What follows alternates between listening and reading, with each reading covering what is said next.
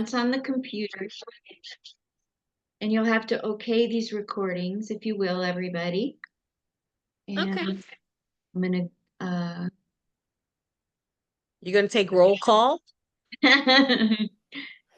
I'm not gonna go live anywhere, but I'm gonna have these recordings and put it on my YouTube. And if people want to donate so that they can see the video, but I'll have it. And it's going to be a private event. And if they pay, you'll get, the comics will get the even percentage of the donations. And so my Venmo, I put it out there. If you feel so inclined to donate to my Venmo, I will distribute it fairly and evenly among us comedians. And you don't have to, it's a free event, but if you want to donate, that's great. I'll type it in the chat. And anyway, so yeah. So has everybody clicked that you agree to? Oh, okay. We have to click the okay. Yeah. Okay. That was easy. Yeah. I like easy. Me too. Close your ears, Samantha. Kidding. We're just getting started. Yeah, we're just getting ready we're ramping it up. Well, it's 4:01, ladies. So what we're going to do is start the show. Is everybody here? Yay! They're already laughing over there. What are they laughing about? Donna has a squeaker toy and she knows how to squeak it, and so she'll just go squeaking crazy. And I'm trying to get it away from her. Absolutely. Okay, I'm going to start the show. Ready?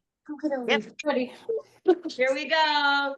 We're all going to support each other with laughing when they think it's funny, silence if you don't, clapping if you really want to make it audible. This really doesn't work too well on Zoom. I mean, we see it, but it doesn't. Just go ahead and clap your hands if you think it's really worth an applause. Let the sound come out of your mouth if you think it's funny. That really helps us comedians. It brings up the energy. We're going to give you back 10 times what you give us. So that would really help. Try not to talk unless the comedians talk to you. That would be great. And it's kind of a small group, so we're probably going to do crowd work with you to incorporate you, not to poke fun at you or embarrass you. So that's our heart here. So I'm so glad to be able to bring this free comedy show to you guys, and thank you for being the two faithful, and Samantha and her kitty cat, to be faithful to actually follow through and come here and spread the word to the group if you enjoyed it, so others will want to pay to see the video. And with that in mind, would you like to hear my comedy before I bring on my feature and my headliner? Definitely. Yay! Awesome. Thank you so much, you guys. Well, I'm a great pretender, not just because I'm a baby boomer. I'm a great pretender, like the Platters song back in the day. You know the one, whoa, yes, I'm the great pretender. I pretend everything, you guys. I'm so good at pretending. I pretend things are going well. That's for sure. We can all get a piece of that pie these days. Am I right? Amen. Yeah. I go by three names: Linda, Marcus, Smith. That's three names, and there's a real good reason why I'm going by three names. Samantha, remember in history class, we learned about somebody who shot a president, John Wilkes Booth. He had three names. Well, I go by three names, and there's a good reason why I do.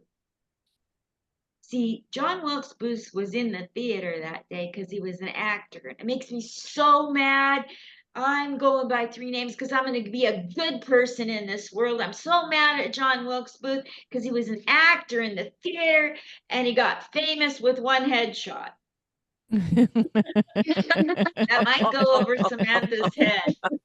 He said headshot has two meanings. Okay. I love telling people that my life is so wonderful because I come from the Upper West Side. And they're like, you don't sound like it. I know, because I'm a pretender. I don't come from the I didn't come from the good I come from the Upper West Side of the map, Oregon. Yeah, Loserville. I come from a little town. Oh, yeah. You haven't even heard all my Portland stuff. I come from a little town nobody's heard of ever in the news. Portland. Yeah. Yeah. My Yeah. town, I'm the best export. Do you know how bad your town has to be for a comedian to be the best export? Holy Toledo. Well, I'm the best export unless you count widespread chlamydia. That seems to Oh, yeah, yeah. Okay, enough with that one. But you're looking at me and you think, oh, this lady looks so sweet. Don't I look so sweet and You do. innocent? she does. I look like life's been handed to me on a silver platter, you know. But in the 70s, I got to tell you, I was a wanted woman. Wanted. Yeah. There was a poster at the post office. Okay, it was Uncle Sam. It was an army recruitment. I was wanted by Uncle Sam to join the army. I'm a boomer. Do you think that we were taught to say no to a man? Close your ears, Samantha. I got another tag for it. And besides, if I couldn't say no to my real grandpa, how am I going to say no to a fake uncle? So I was, young, innocent maiden, and I was in Germany in the army during Vietnam. The men were in the bushes fighting for our freedom, and I was over in Germany just counting money, which was not a stretch because I'm half Jewish. That's a popular topic right now. I can't help it. It's not my fault. Okay, so sometimes I get sad. Anybody else get sad from time to time? Yeah. Life's a big. Anyway, I get sad from time to time. When I get sad, I have a way to get out of it. I write jokes. If something makes me sad, I write a joke about that. If I'm sad and I don't know why I'm sad, I just write jokes. Then I go tell jokes, and it makes me feel better. Well, anyway, one day I was so incredibly sad, I wrote 82 jokes and I posted them all on Facebook, one after. And Betty in Portland, a comedian, she calls me up and she goes, I'm blocking you. I'm like, what? You wrote 82 jokes today. She didn't care it's because I was sad. She just was like inconvenienced by my sadness. And I said, I wrote 8, yeah, and I missed my doctor's appointment reading them all. And I thought, well, how sick are you that you just kept reading my joke? Whatever. I bet the doctor's really glad you didn't show up. I'm a little sassy, you know, what can I say? So I just kept writing jokes. And in the day when Facebook was first around, they would give you these little badges and say 100,000, 200,000 likes. And then Gladys Simon in New York City came calling, you know, she's like, hello, you think you're so funny on this fake stage of Facebook with your stupid jokes. Why don't you come to New York City and see how strong you are, see how gutsy you are in real life in New York? So I got invited. I got on the train, and the train pulled into Penn Station, and I got out, and there it was, you guys, the Empire State Building, so beautiful, and it was singing that song to me. You know the song, sing it with me. If you can make it here, you'll make it, Anywhere. New New York, right? Yeah, That's the one you're doing? Okay. And then I heard was that it, Linda? That's it. The building was singing right to me. Wow. And then I heard a voice. Get out of the bike lane, you crazy witch with a bee, because Samantha's here. I was so triggered, you guys. I needed a shrink. I needed a good shrink. I did. So I went to a shrink and I told her, look, I can't sleep. Betty in Portland's on my case.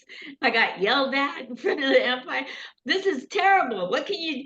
She says, well, what are your symptoms? I said, nausea. I can't sleep. I'm turning men away. It's horrible.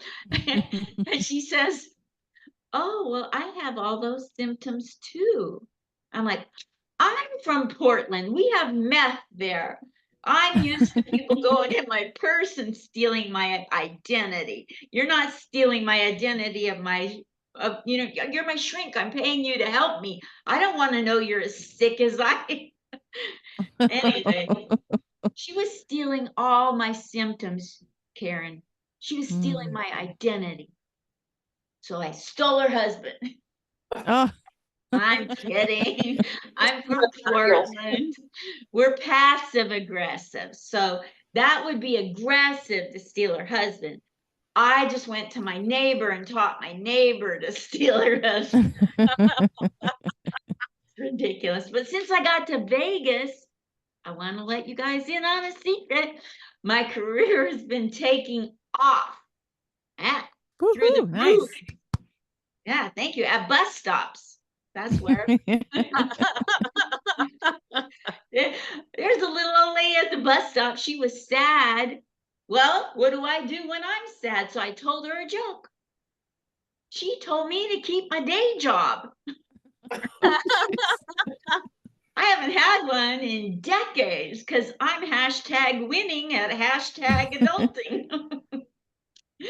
But now I got a day job. Thanks to her, I got a day job. I'm a Las Vegas streetwalker. I'm kidding. The one with the Fitbit. Let me explain. We had this little thing called a pandemic. I don't know if you had it in Kansas. We sure did. They have a median in the middle of the Vegas Strip lined with palm trees. During the pandemic, they took out the palm trees because they had nothing else to do. Oh, They threw gosh. them all away. So Oh. now I've got homeless, aggressive tweakers on my side of the sidewalk. And on the other side, same thing. Scary, aggressive, hungry, scared, homeless people getting really aggressive. And I'm scared to go walk. So I walked in the middle of the median where there's no palm trees till a cop pulled me over. And he wanted to know what was I doing out walking in the middle of the median. The nerve. I said, like that old song, I said, well, there's tweakers to the left of me, tweakers to the right, Tweaks to the right. and I'm stuck in the middle with you, sir. Anyway, I am aging. Is anybody getting older? Samantha, Yeah. are you getting older too? Well, probably this show is going to make you older. Well, anyway, I'm getting older and I'm getting compliments. I know. I get told the Nice. best compliment. I get told, like by guys, I get told, you're so beautiful for your age. Oh. Yada, you ruined it. You look great for a dropout from the hair club for men, sir. Gotta have them comebacks. I got told that I'm aging backward. Excuse me, I don't really want to be compared to Benjamin Button, but whatever. The best compliment I ever got was that I look like Marilyn Monroe. When I went to Nice. get coffee, Woo. I got told I look like her. I don't think I look like her. I went and Googled it. Oh. This is her at 73. I look way better. Yeah. Stop with the compliments. Yeah, I had a comedy club tell me, you have so much potential, but we're never going to book you. So I said, yeah, they did. They said, you have nothing in common with the young people and you're too damn old. So I Googled it. what do the old have in common with the young? And then I had to back out of a pedophile page, Google it again, and I found out old and young have a lot in common. You know, like what are we doing dividing us? For instance, I know the young people love one night stands. Have you heard of this? They love hookups and one night. So do I. I love one night stands. I do. And I get mine at IKEA. Best prices. But they want me to pick it out by color. Oh, no, you don't trick me. Since 2024. I'm only picking my one night stands out by height, weight, and girth. And Samantha, you don't need to know about that. Thanks, you guys. I'm Linda Marcus Smith. I have another comedian. You are a great audience. Keep it up. This is great energy for us. We so appreciate you. So I'd like to pull out my introduction sheet that I got in my message boxy bloxy. So a second ago. Your featured comedian is Denise Medina there with a t-shirt on, the gray t-shirt. And here's her introduction for you.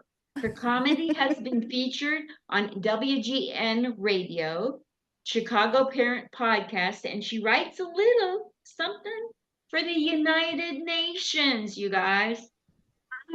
So that's the intro, and here she comes to make you laugh all the way from Chicago, well, Chicago area, Denise Medina. Give it up for her, you guys.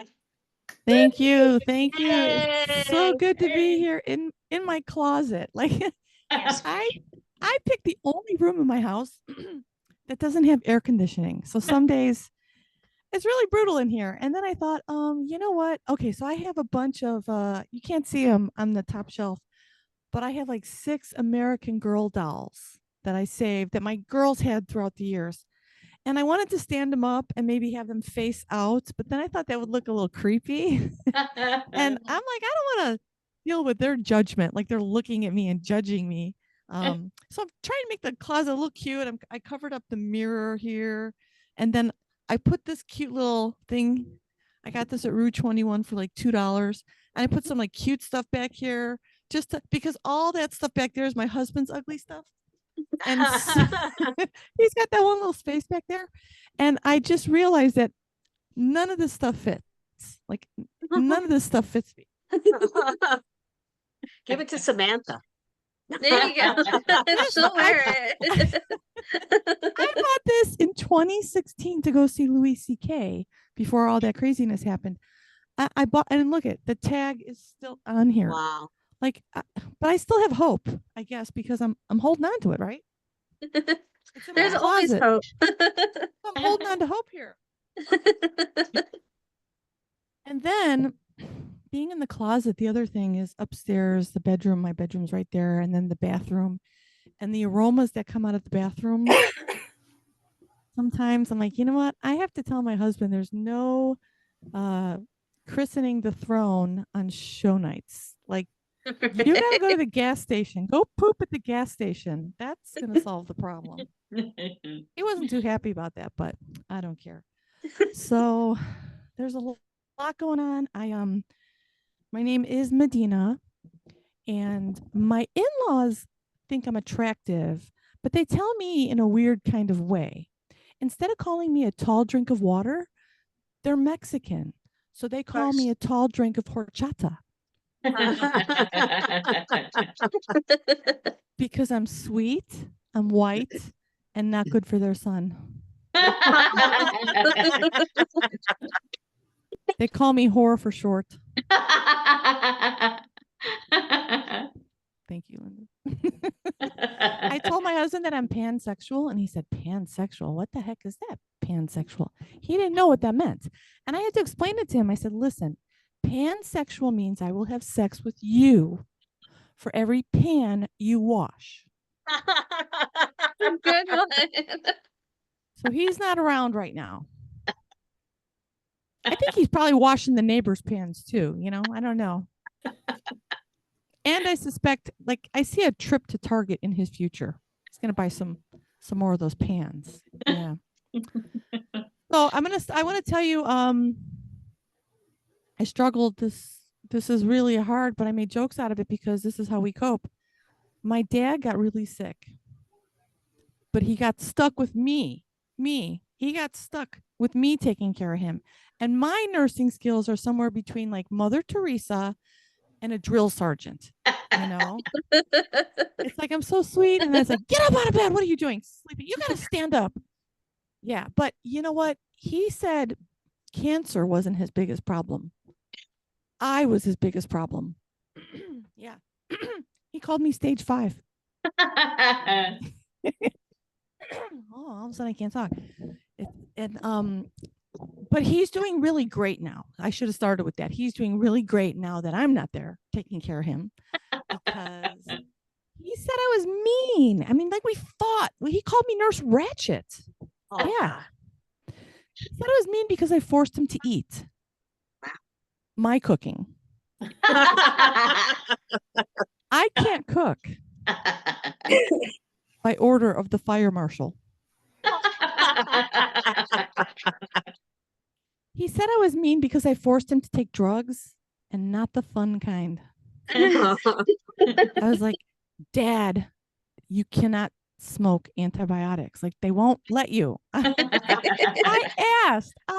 Like, he thought maybe if they were fun drugs or something. You know, we can't do that. That's not going to happen. Yeah, but he's doing really great. And what really got him through that time was, I said, listen, and he was very sick. He was very sick. He was dying in the hospital. And the doctor was telling him, they found out he had one functioning kidney. He didn't know, like, what happened to the other kidney? 10, 20 years ago, it died. He never knew. So we were really scared. And he was, between the toxins and the illness, he was so mean and mad. But he pulled through. And I think what helped him was, I said, Dad, you are not going out this way. And he's like, what? And I said, no, you're not going out this way. Now, my dad loves to fish, and he has 2 boats. He has one in Osage, Missouri, and he has one at the Chain of Lakes. And he loves to be on his pontoon boat. And I'm like, you are not going out like this. You are going to go out in a boating accident. It's going to be a big explosion. You're going to take out a pier. Nobody's going to be on it. And he actually was like, he liked that idea. He liked that idea. He's like, I can't see that happening. Yeah. So he's doing really, really great now. And, you know, it wasn't all bad. Like, we did share a tender moment. We talked about the time he asked me what I wanted to put on Mom's tombstone. And I said, pepperoni. Because it's headstone. Headstone, not tombstone. Tombstone is a pizza. Oh, and I love pizza. Pizza is so good. Do you get pizza? Yeah. Oh, man. Okay, it is so good. And I've heard people compare pizza to sex, but that's where I disagree. Because I have never been disappointed by a pizza. No. So he's doing really great. He's in Osage at his girlfriend's condo. He made a wonderful recovery. He's enjoying his life. There is hope. Your family, your friends, you can do it. You are doing it. You are doing it. Just don't have me be your nurse. Because, yeah.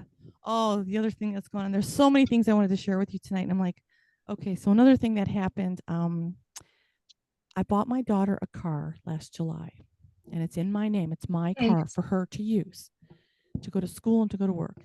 And a month after she had the car, she was in a terrible car accident. Luckily, nobody was injured, but the car was pretty banged up. Good. The car took all the beating. Fine. It was in the repair shop for 4 months. 4 months. And it's called Gerber Collision. And I'm like, what are they busy making baby food? Is this like a part-time job for them fixing this car? What is going on? We get the car back after 4 months. Now, this is a little math involved here. So then she gets the car in December. End of April, she's going out with friends. She's being responsible. She goes to Marquette University to party with her friends. She parks in a public university parking garage. She parks at the entrance, well lit for safety reasons, right? They go out, they party. The next morning, she comes out to find her car is missing. And she's calling me at 10 a.m. crying. And my first thought was, what the hell are you doing up at 10 a.m. on a Saturday morning?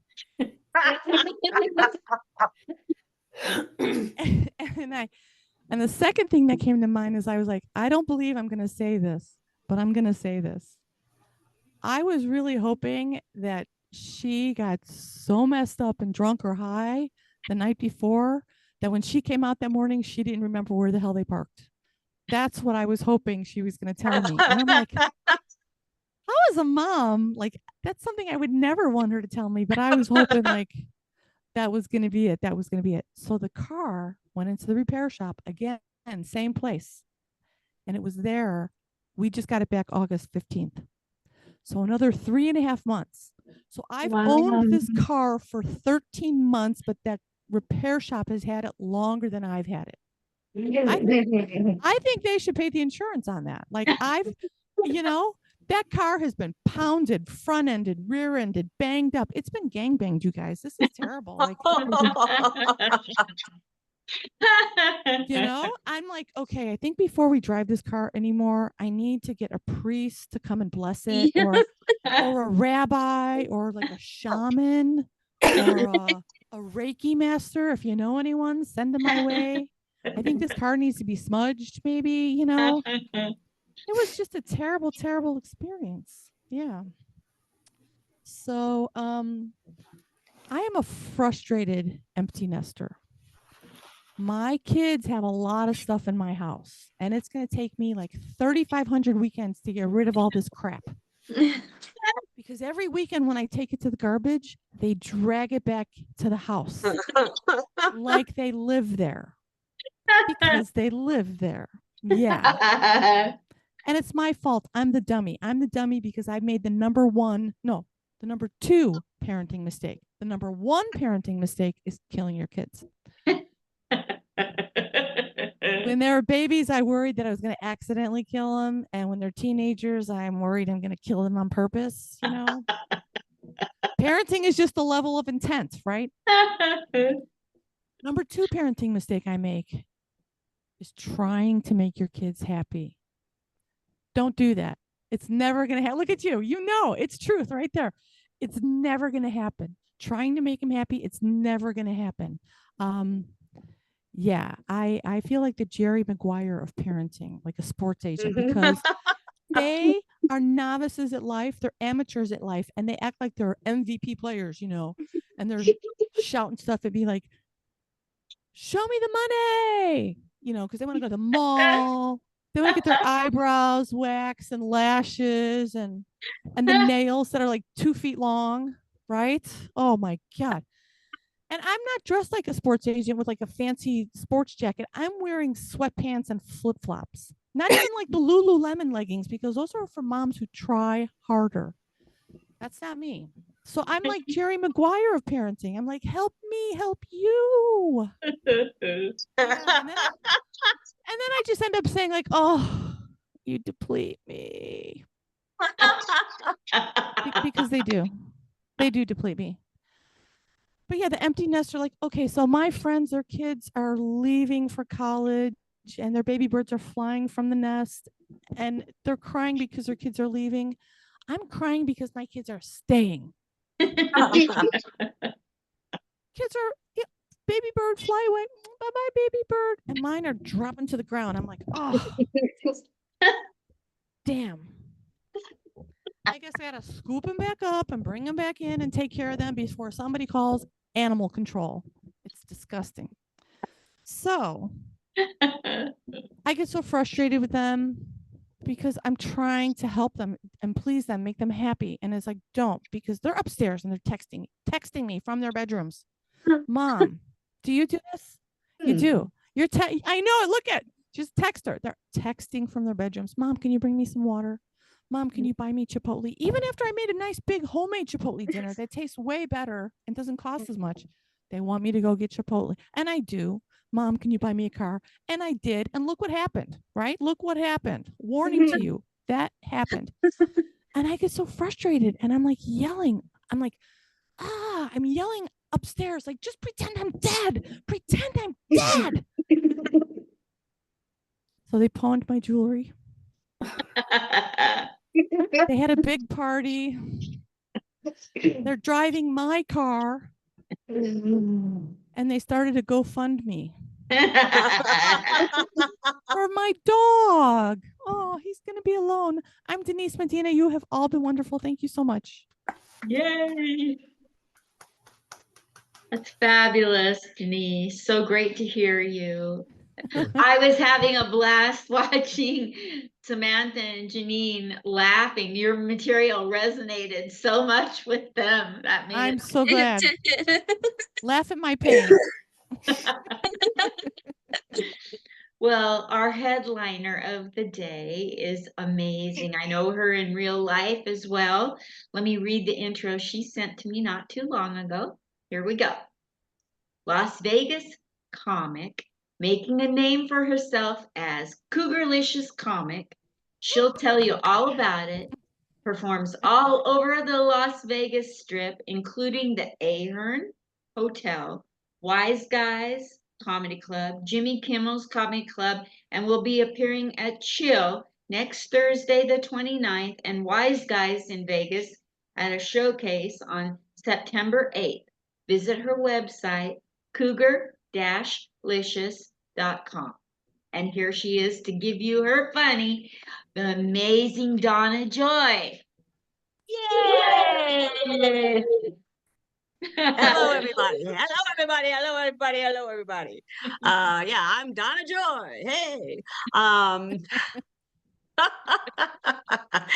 am a retired baby boomer. Yes.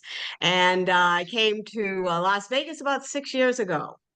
And I became a stand-up comic because at 5 feet tall, I'm too short to be a showgirl. But even my name is short. Joy. Joy is short for DiGioia.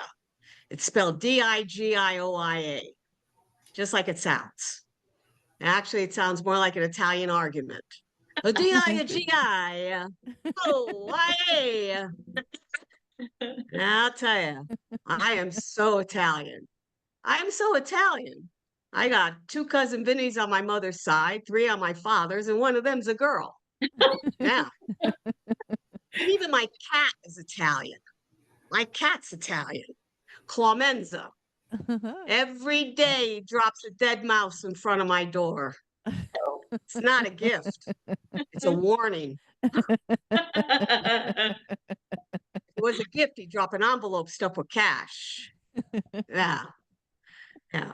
Went to school, went to a Catholic school. Anybody go to Catholic school here? Yeah, I'm a survivor. I'm a survivor. Yeah. Went to Our Lady of Perpetual Penance. Yeah. We always dropping to our knees. Yep. Yeah. Got me voted most likely to succeed in high school. Because we said a lot of prayers. Yep. At least that's what Father O'Malley called it. Yeah, but then, I had an ex-husband. I do have an ex-husband who left me. He left me for a very wealthy woman. Yeah. Then he had an accident. Yeah. It was a real easy, it was a simple accident, it was a simple trip and fall, luckily the fall didn't kill him. It was the oncoming train that did. Yeah. Oh, no. So now I'm single. Still looking to share life's adventures. Only now an adventure could be a walk in the mall, finding your parked car, or walking into a room and wondering how you got there. No kids. No, I never had any kids. No children. Instead, I had earned a doctorate in education. I had a great career, and became independent. I became independent. Yes. So now when it comes time to meeting a man,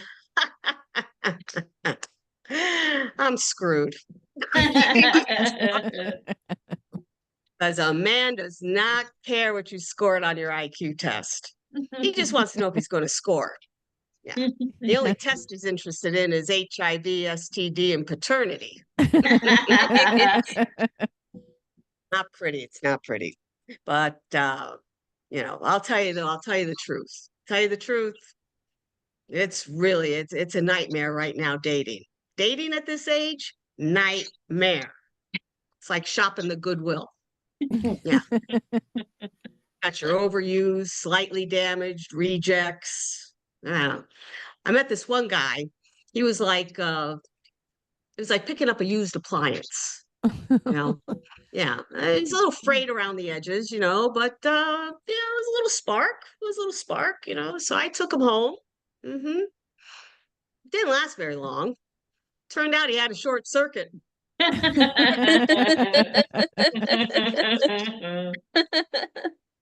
I was dating this widower. Yeah, I was dating this widower. That was pretty good. Widowers are great, because they're housebroken and they're really well trained. They're trained, yeah.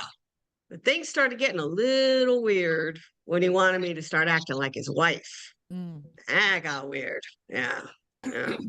So one night, he wanted to get a little frisky, sat up like a dog and started to beg.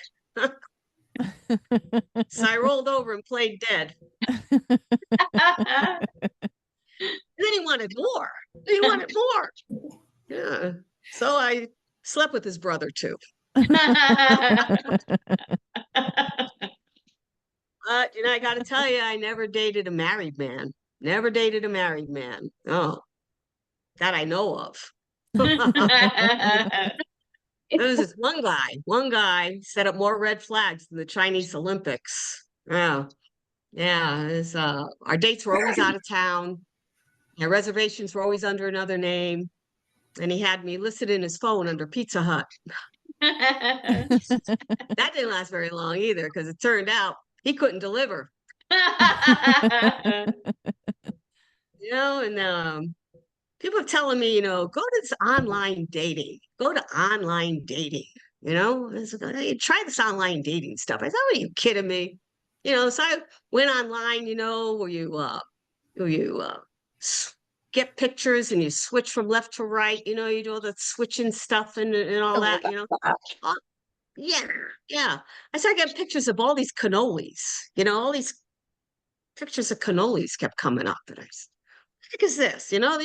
There used to be a time when a man bought you a meal before he offered dessert. Right? Yeah. This is ridiculous. And then at this online dating stuff, they you gotta put your profile up, you gotta put your picture up, and then you gotta have a coffee date, then you have to have an interview, and then you gotta see if you like each other. Who cares? You have a life, I have a life, things happen to you, things happen to me. I don't care. Okay, whatever happened, I don't care. All right, let's get on with this. All right, it doesn't work for me, at all. What I do is I do online recycling. Yes, that's what I do. I go straight to the obituaries. That's it. I see who's died and who's back on the market that I might know. Okay. Yeah, I go, look at that. Harry's wife died. She was a bitch. I remember him in the summer of '69. Yeah, I think I'll give him a call. There you go. Yeah, that sometimes works. Sometimes works pretty good. And then I got a call. Got a call one time from an old flame. Yeah, from an old flame. Yeah. It was one of those May December romances, I was 35, he was 55, it's pretty good. Now I'm and he's 90. Oh. So I told him right off the bat, I said, you want sex, it's going to cost you $500. And he said, you're putting me on. And I said, oh, that'll be $50 extra.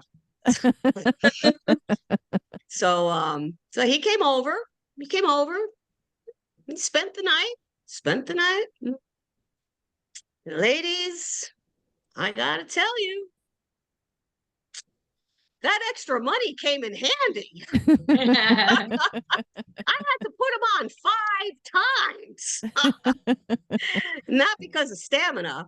He kept falling off. It was like $50. Yeah, I'm gonna make it my trip to Europe pretty soon, that's for sure. Oh boy.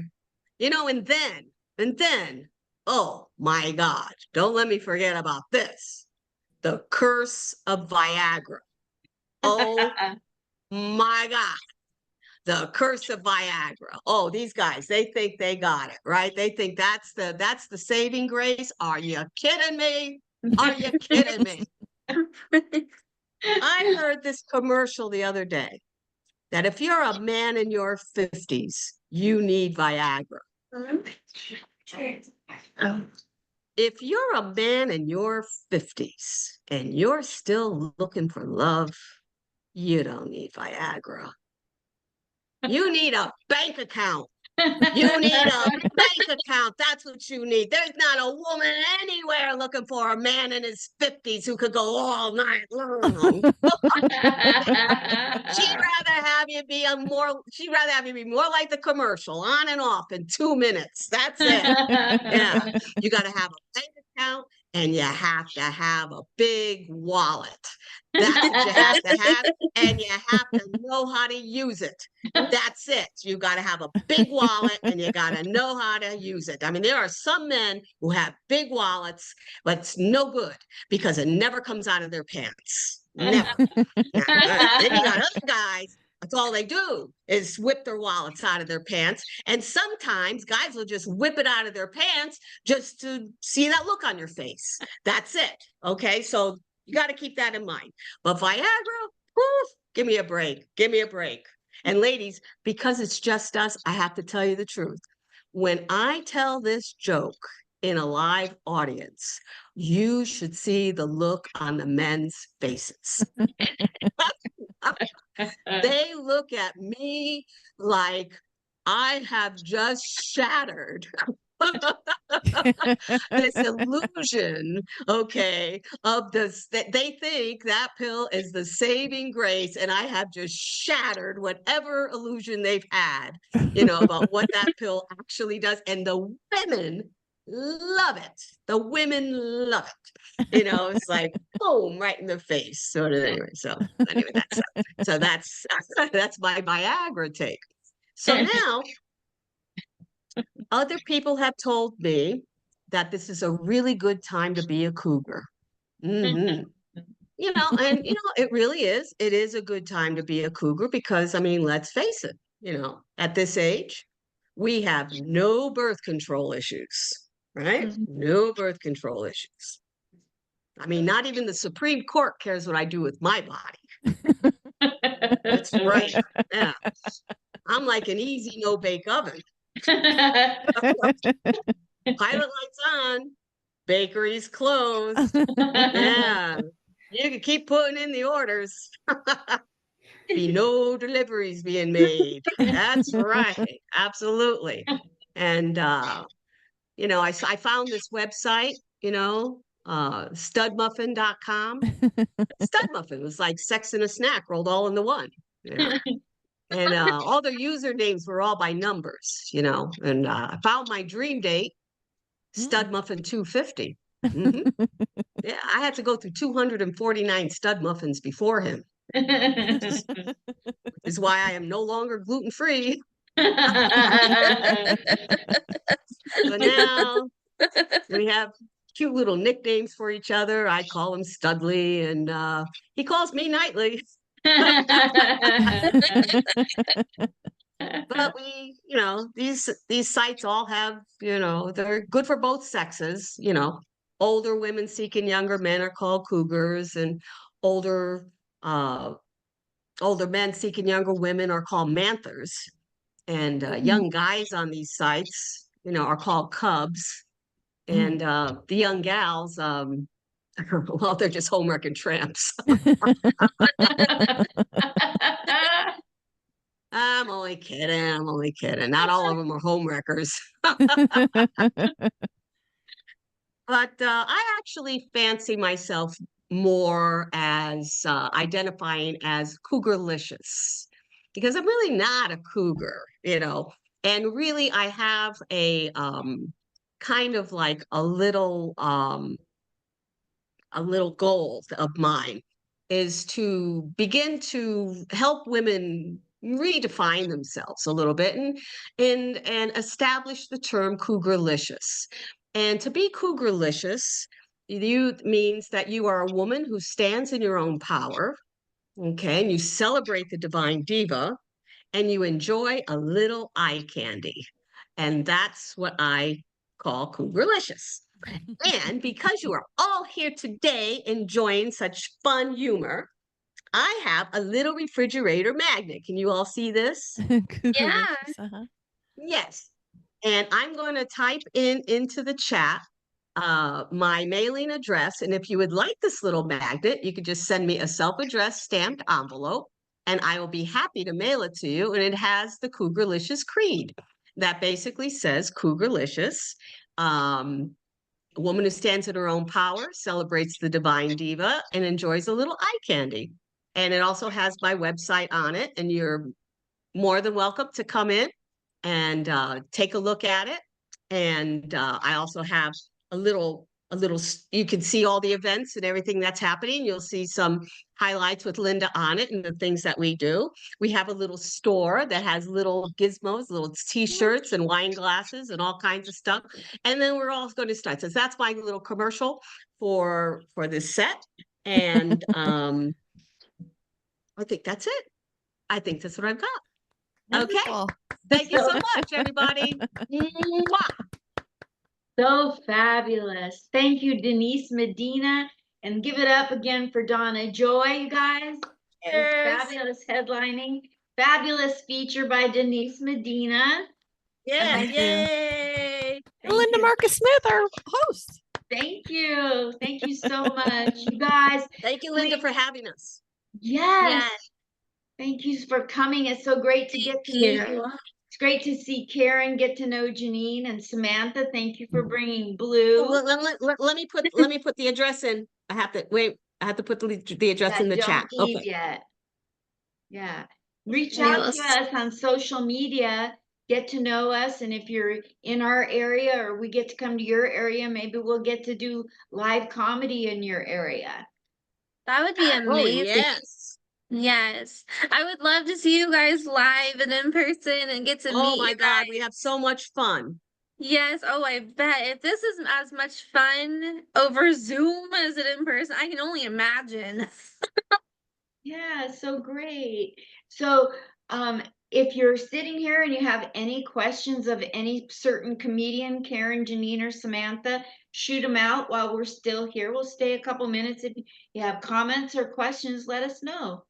Denise, I have to say I'm most impressed with you. You have a closet that you can actually get into. I cleaned it for the show doing Zoom Great. in here. Yeah. I actually did. I mean, I found stuff in here. I was like, wow. I didn't know that. There's Okay, a there's reason my why address, I'm gonna put everybody. it forward. Thank you, Donna. I'm going to write that down. Yeah, I am. Yes, I'll like I said, right just now. send me a self-addressed stamped envelope, and I'll send you your refrigerator magnet so you can remind yourself every day how fantastic you are. I'm so excited. That's cool. So great. I'll get on the Facebook. Karen, what? I really impressed that people didn't show up. I know. They don't know what they missed. Thank you. That's Please kind of go fun. on the page and tell people what they missed and see if they'll donate to get to see the video. Because then that helps me. Definitely. I'd like to pay the comics, and I don't expect people to pay if you can't. That's cool, but that would be wonderful if I get to pay the comics and then they can see the video that they missed. So yeah. Right. Yeah. Is there a way that we can pay at a later date? The only reason I'm asking is because I had to pay $200 today for all my medications. And so I don't have any more money. I would like And to just tell you, don't worry about it. Don't no, even. don't worry Don't worry about it. Oh, but you guys are so amazing. And we haven't laughed like that in when's the last time we belly laughed? It's been a very long time. So Oh, it was amazing. it's our treat. It's our joy. Sorry, Donna Joy, but it's our joy to bring you That's laughter. all right. And I think us three would agree that we want you to be on a healing journey and use your money. Yes, yeah. Oh, yeah, Don't yeah. You know worry, what? You yeah. follow us on the socials. I put mine up there at Denise Medina Comedy. I'm on IG, Facebook, and TikTok. Okay, I I see need to be more that. active. I need to be more active. Like I'm working behind the scenes on business Okay. stuff, but I'm going to be like amping it up and doing more stuff like on the Mhm. socials. Okay. Okay, I will. I got all of you. 100%. You Thank guys you. are It amazing. means a lot because then the clubs and the venues when they go by following for a lot of comedians. Like That's if you have a right, they big do. following, they'll book you. Okay. Even and not everybody has a big following because they haven't really been focusing on building up their social media presence. Right. We're working on our jokes. We're Right. trying.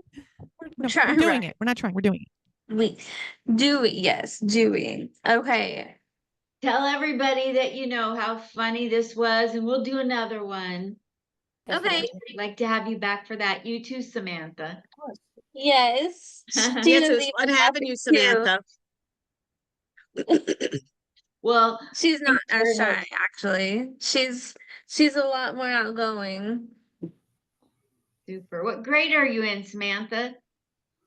Fifth? I'm in sixth. Sixth? Oh, okay. Awesome. Yeah, she starts pretty. her online schooling tomorrow. Great. So very excited. We are done with the bully teachers and the bully kids. That's good. So that was our 5th grade was our last year of in-person schooling because they're not nice people. Our choice. Take care of your mental health and your That's right. social spiritual well-being. Yeah. Yeah. Good. You have Yeah, to. absolutely. Absolutely. All right, Well, ladies. You guys have a great week, and thank you so much, Karen and Thank Janine you. and Samantha. I'm gonna make beautiful course. balls. Yes. Thank you, everybody, for coming. Yes, Thank you so much. Wonderful Donna, Joy, having you and in the Denise. audience. You. Bye-bye. Thank you guys so Bye. much. Mwah. Bye, you guys. Bye. Bye. Bye. That was so great. Wasn't that fun, you guys? It was It awesome. was a lot of fun. It was so fun. Oh, there we go. There we go. yeah. thank you I'm so gonna turn much, off yeah. the recording here. Yeah, Linda, this was great. Yeah, this is even if the other people didn't